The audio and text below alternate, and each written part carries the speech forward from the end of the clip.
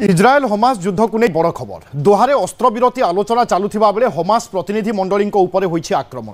इज्राएल सुरक्षा एजेंसी सिनबेट बड़ आक्रमण कर सूचना मिली।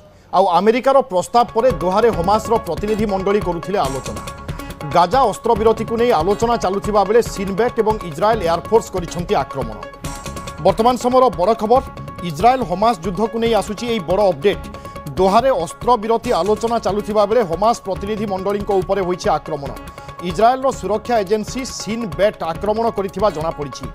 अमेरिकार प्रस्ताव उपरे दोहारे हमास प्रतिनिधि मंडली आलोचना करुथिले। एही समय आक्रमण होइथिबा जणा पड़िछि। सयद अछंती मो सहयोगी सयद कोन सब सूचना अछि वर्तमान स्थिति नै? देखु विभु ये जो कहीपर गोटे माने अलग टाइप घटना सामना को आसि कि जिते दोहारे आलोचना चलता जो अस्त्र विरति नहीं कि अमेरिका पुणी अमेरिकार माने प्रस्ताव पर आलोचना चलता जो कि हमास एक प्रतिनिधि मंडल से जोग देते जिते आलोचना चलता ठीक से समय हठात किना जो इज्राएल अटैक करता इज्राएल स्वीकार करिछि किंतु इज्राएल कहवा कथा कि सेमाने सठिक टार्गेट करते प्रिसाइज स्ट्राइक करते से केवल हमास लीडर को अटैक करते किंतु वर्तमान समय देखिए कि